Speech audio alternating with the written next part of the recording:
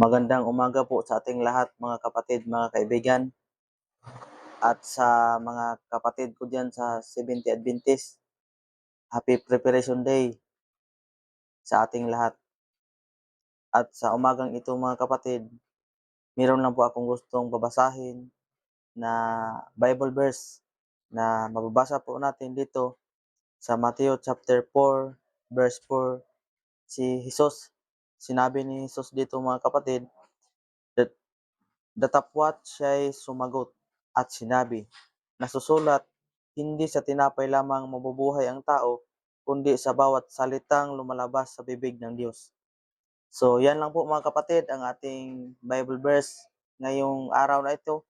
At sana po makatulong po ito sa atin mga kapatid na atin pong babasahin ang Biblia kasi mga kapatid, sinasabi ng ating Panginoon na hindi lamang mabubuhay ang tao sa pagkain lamang o sa tinapay lamang, kung hindi sa matag